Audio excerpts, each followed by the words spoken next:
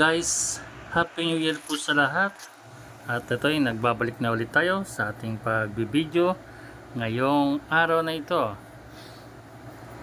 January 2. Ito tayo ay nandito sa Legazpi proper.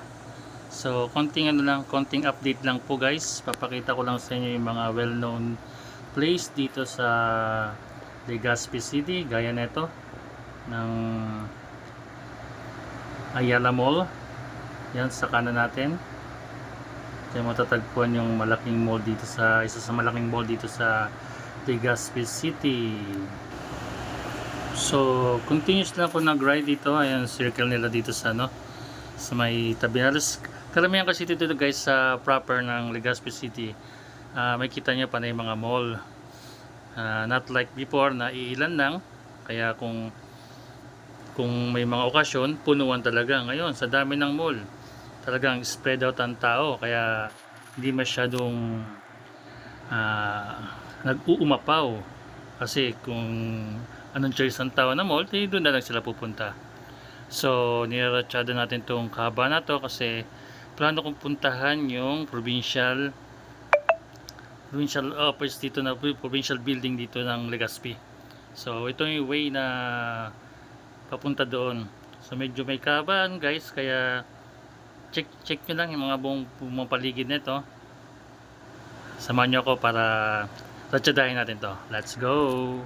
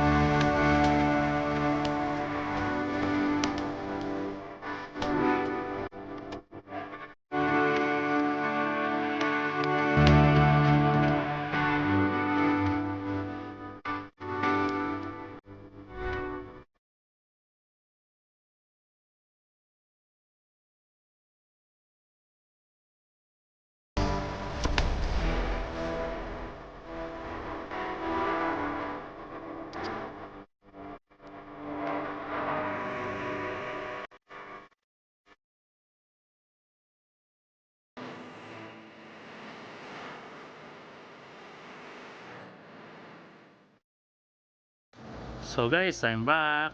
Nandito na po tayo sa tapat ng St. Agnes, isang Catholic school na matatagpuan dito sa Legazpi po. Tapat yan ng Land Bank of the Philippines. So, ayan guys, ito yung kalsadang lagi ako nagtatanong kung ano ba gaari. So, itong alam ko dito, siguro pang 4 wheels ng isang side, yung kabila, bike lane, yung sa gitna, para siguro pang motor lane na. So, sunod lang tayo.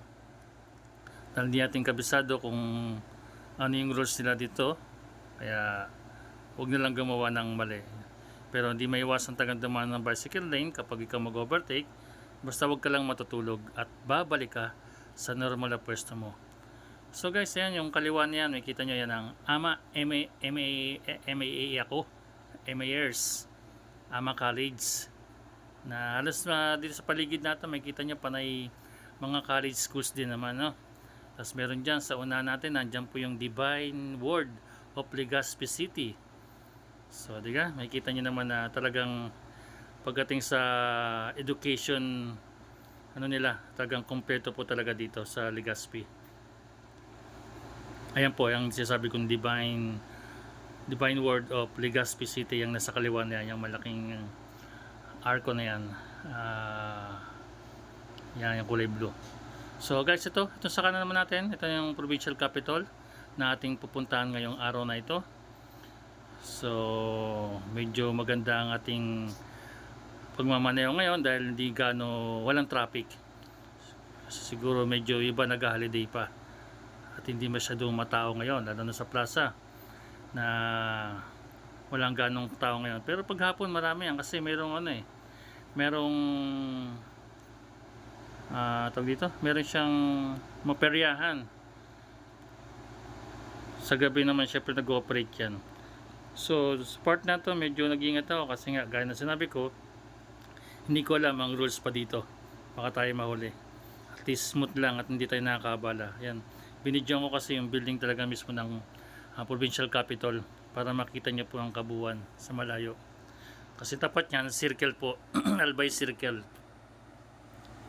Yun na guys, yun naman medyo mga highlight dito sa lugar na pupuntahan ko ngayong araw na to. Then dadaanan natin din yung yung Albay Astrodome, kung saan mayroong laban ng Ginebra at NLEX sa January 13. Hopefully, makanood tayo ng Never Say Die na laban ng Ginebra. Kaso, wala pa tayong ticket.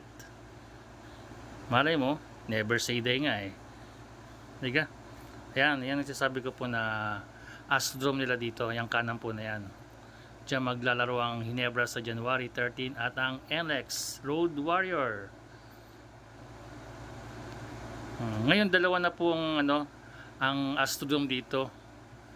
Yung isa nandun sa may sentro, yung tinatawag nilang Ibalong, yung tinatawag nila na ICR, yung Ibalong Centrum. Meron din kapag may event at nagkasabay-sabay, pwedeng ganapin doon. Dahil sa lawak din naman ng Legazpi, maraming event na nangyayari dito. Siyempre, kanya-kanyang venue yan, kung saan ang mas maganda yan. Medyo binidyo natin ng malayuan ng Albay Astrodome. So sa susunod papakita naman natin yung Ibalong Centrum. So yan guys, medyo maganda yung ating pagbibidyo ngayong araw na to kasi medyo makulimlim siya, hindi siya mainit. So iikot tayo, no? Daanan naman natin yung simbahan dito, isa sa mga matagal na simbahan na yata dito sa Legazpi City, ang St. Gregory, na isa sa mga lumang simbahan dito na matatagpuan sa may Albay mismo, no? Yun lang guys, yung ating inililibot ngayong araw na to. Then soon papakita naman natin yung SM dito. So itong part na to dito tayo muna sa part na to. At sunod aakyat tayo dun sa highland na lugar para mapicture natin, mabidyo natin ang buong kagandahan ng Legazpi at ng Mayon. And sad to say, ang Mayon nagtatago ngayon. Ganun dito kapag medyo makulimlim. Medyo ang ulap nasa paligid ng tuktok ng Mayon. Kaya hindi mo makikita ng ano, kung gusto mo makakuha ng magandang view sa kanya, hindi mo siya makikita. Pero soon na matchachamba natin yan kapag medyo mainit-init. Bibidyoan natin yan si Mayon. At makita natin yung kanyang pagka-perfect cone shape niya, no? So guys, yun lang muna ang ating video for the day. Sa mga susunod na araw, ibang lugar naman ang ating tatakel dito sa ating pagbibideo. Kaya kung nakaabot kayo sa video ito, sa aking pag-video na to, pwede man kayo mag-comment kung may mga lugar kayong alam na basta parting Legazpi na pwede nating itakel. Mag-comment lang kayo sa akin comment section. Then wag na rin kalimutan mag-like, comment, share, and subscribe sa akin channel ha. Para nasusubaybayan nyo yung ating journey ngayon dito sa Bicol region. Lalo na particular dito sa Albay. May kita nyo yung iba't ibang lugar na ating itatakel or ipopost sa mga susunod na araw. So paano guys? Once again, Happy New Year po sa inyong lahat at sana naidaos natin ng maayos ang ating 2024, panibagong buhay natin ngayon, panibagong panimula. Sana maging ito na ang swerte natin hinihintay ngayon 2024. So paano? Hanggang dito na lang po. Bye bye!